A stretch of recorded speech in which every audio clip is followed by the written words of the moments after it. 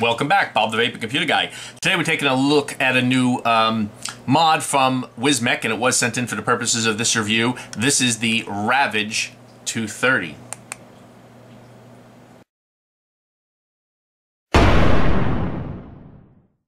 So welcome back, everybody. Happy holidays. It's almost Christmas here. I got you can see my little bit of lights going in the background there. This is a new mod sent in by Wismec. This is the Ravage230. All right, nice big color display, center loaded 510. Let's dive right down to the table, take a look at it. I'm also going to show you how to upgrade the firmware in here, a little tutorial on that, and then we'll come back up and tell you my experience with it. All right, so today we're taking a look at the new Wismec Sinus Designs Ravage230 tank. All right, comes with your standard stuff. Actually, that's one that I've been pulling stuff out of. Where's the other one? Here's one that's in the box, just to show you stuff that it comes with here. So you got the mod itself, which we'll go over in a moment. Come on, get out of there. There we go. It's all in there. See, you're gonna get your normal charging cable, your extra glass, you got an 810. I'm sorry, 510 drip tip. You got an extra coil. You got all all your normal goodies in here. All right, you got the Gnome. But this is the Gnome Evo tank. I'll explain to you the difference in a moment. Just one slight difference from what I can see on that. But that's basically, what comes in the box. All right, let's throw that one aside. They gave us this nice little flyer here, which has a few specs on it. So you can see here, 1.45-inch color display, centered 510 pin, which is nice, upgradable firmware with brand new interface, dual 18650 mod, and so forth. I don't think there's anything different on the back. The weight size is 43.6 by 30 by 123.4 millimeters. It's 204 grams. I'm sure that's without the batteries. 2 or 4 milliliter capacity tank. And there you go. So 1 to 200 watts and maximum charge of 2 amps. Throw that aside, and let's clean a little bit of juice off of this, because I've been using this quite a bit. Actually, the whole screen looks dirty there. Let's clean that up for you a little bit. All right, so here we go. This is the Ravage230 by Wismec. All right, let's zoom in a little bit there. Get a little better display. All right, center loaded 510, very nice. All right, got your nice big color screen on there. We'll go over that in a moment. Your bottom battery doors. So far this has been working very good, the battery door. Just slide it, pops right up. You got your batteries marked positive and negative on there. You also got them marked positive and negative inside, and that door doesn't want to stay open for me. Alright, there you go. Positive in, negative in. Door snaps down. Door's been really good. Alright, it's been really, see I popped it open, but pops open easy and stays closed easy. So it's been really working well. Otherwise, you got an extra button here, something new, a little button above the top here, and your up and down buttons here, charging if you want to charge it in here, and your firmware upgrade port. All right, let's take one quick look, and let's just go look at the firmware upgrade right now. I'm going to show you how to upgrade the firmware, and then we'll come right back. Okay, so to start off, I want to show you about updating the firmware on this new Sinus Designs Wismec Ravage230. All right. First thing you want to do is you want to start with the batteries out. All right. You can see I have 2 devices here. I updated one of them. Now I'm going to update this one to show you no batteries in the device. All right. What you want to do is, first of all, download the software, which we'll do now. You can see from Wismec's website here. It's under the support area. You can download the Windows version of the software. We will save it. We will open it. Bring it over to the screen so you can see it. All right, and what you have here is you have 2 different firmwares, a UI firmware, the main firmware, I guess, and the update software. So first thing you want to do is when you download this, it'll be in your zip program. You're going to extract it, and let's put it in the download folder here.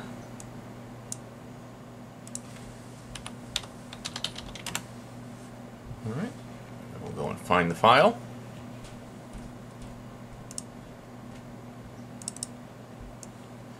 Right, and then you'll have this. So you have your 3 files. First thing you're going to do is run the update Wismec software, which gives you this. All right, as you can see, nothing connected right now. Then what you want to do with your device is you want to hold the down button as you plug the cable in. So that's the right side button here. I'm sorry, the up button. So you're going to hold that button down, plug your cable in, no batteries in the device. Alright. Put your device down. And as you can see here, it's a hardware version 1. It doesn't see the firmware version, or firmware version 0 in here. We're going to update. Alright, and then we're going to take the main software, not the UI, but the one without the UI name on it. We're going to open it.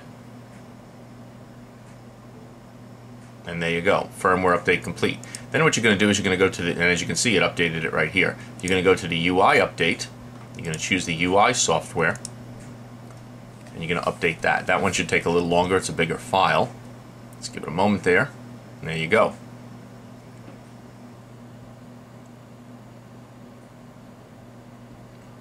And once that's done, there you go. You're up to date with the software. Now, anytime they have new versions of the software on there, it's going to work the same way. You're just going to download whatever version they have, install it like this, and there you go. UI update complete. All right, at that point, you can disconnect it. Pop the batteries in.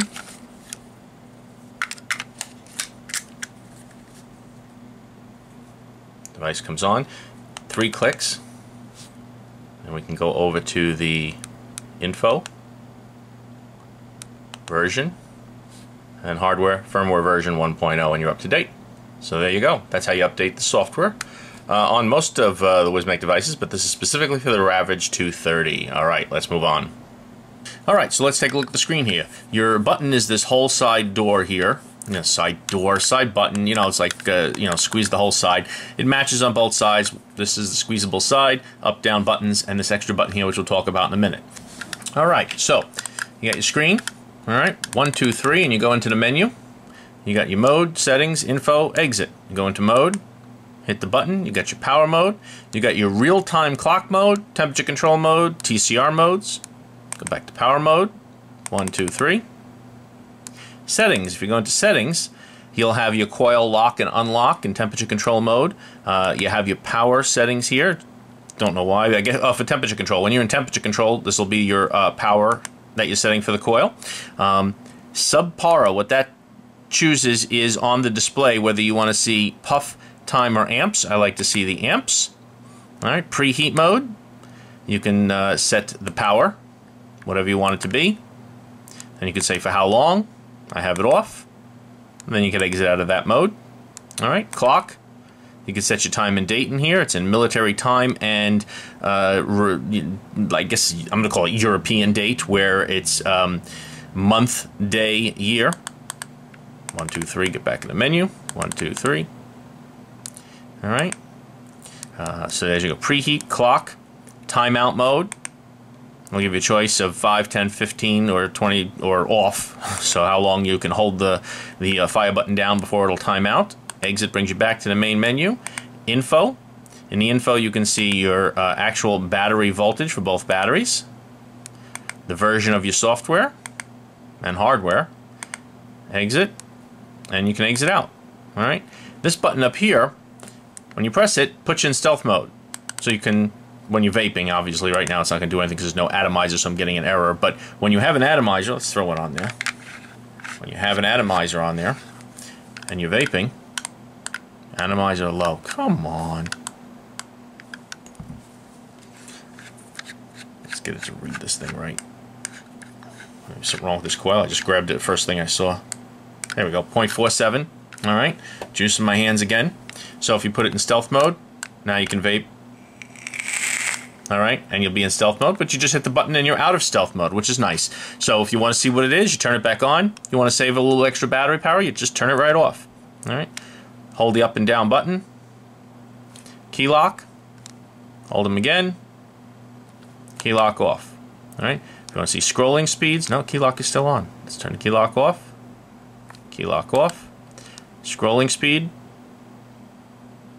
I don't like mods where the speed changes, because let's say I want to get to 100, okay? I start going down. Before I know it, it flies right past 100. So, anyway, no big deal, but, I like the ones where the speed is just consistent all the way around. Otherwise, you feel like you got to stop every once in a while just to try and get close to what you want without flying past it. Okay, but there you go. That's it for the mod. The gnome tank And that is not the Gnome tank. The Gnome tank is this one. I just grabbed something else. The Gnome Ego tank, as they're saying on the bottom, appears to be the same as the regular Gnome tank that comes with the last couple of mods, except it didn't have the silicone 2 milliliter spacer in there. If you look at my videos for the other Gnome tanks, the Gnome tanks had a spacer in the top, which the way it came held 2 milliliters to meet EU regulations, and you can pull that silicone filler out of there and get it to 4 milliliters, all right? This came without that in there. It was just 4 milliliters the way it came. Maybe that's why they're saying it's different. The Gnome tank comes set for 2, but could also do 4. The Gnome Evo, I'm assuming, just comes set as 4 with no spiller. Filler silicone ring in there. So there you go with that. But that's about it for this. So far, really nice. I thought I had a problem with it. I was going nuts with this thing, that sometimes I'd pick it up off the table. First of all, let me start. Back up. When I got this, every tank I was putting on it, this was like one of the fastest hitting mods I've ever used. I mean, this thing was just, you touched it, boom, it fired. Touched it, boom, it fired. And then I started having some issues, which weren't really issues. It ended up being a tank I was using where I'd pick it up, press it, and it wasn't firing. And that happened to me about 20 times. And I actually have 2 of these, and I tried, removed the tank on it. I took the other one out of the box. I wasn't going to open up the other one. Took the other one out, put the tank on there, same thing happened. I went, uh-oh, problem with this mod. Then, of course, tried another tank, and problem went away. Tried another tank, problem went away. So it was the tank. I don't know why it was doing that. But no problems with it. So why did I even mention it? I don't know. But anyway, the screen has been is really beautiful on here, really nice, big, clear. Everything about it's been working well, like the whole side button, like the size, standard size is everything else, but the screen's been really good. I haven't used it a lot outside because most mornings here it's been about 10 degrees in the morning here in upstate New York, so a little cold, so I'm not outside too much, but the screen is better than a lot of other screens, color screens, in terms of the brightness. It's pretty bright. It is a smoked screen. I wish it would just clear, but you can see how you don't see it there, but I go like that and you can see it. You know what I mean? It would be nice if that was just a clear piece of glass and didn't look like something that was smoked, because I think you'd get a much brighter display on it. Other than that, it's pretty much keeping in line with the size and shape of other recent Wismec mods. And I don't know if you've heard, the one thing which is a subjective con, the only thing, no rattle really on the device, but that door. The door is just a piece of metal, and it feels, you know, the other side isn't doing that. It's the door. Now, do I care? No. I don't care one bit about that. I picked the thing up, I'm holding it, I'm vaping. Gonna turn the power up on this tank. Beautiful. But when you first pick it up, you can hear it. So if you want to be one of those people where that little thing is going to bug you, it's going to bug you. You know, it's there. It makes a little noise. It's kind of like a free-floating kind of door on there. I don't care, but I'm pointing it out for those of you that have OCD with that. I got plenty of OCD things, but they're with other things. With this, I don't have that problem. But I know a lot of you don't like a slight rattle on your mod. All right. So there you go. Other than that, she's been working good. Batteries, standard battery life on here. Like I said, the main difference with this mod over some of the other recent Wismec mods and a lot of other mods is just the larger color screen and the center-loaded 510.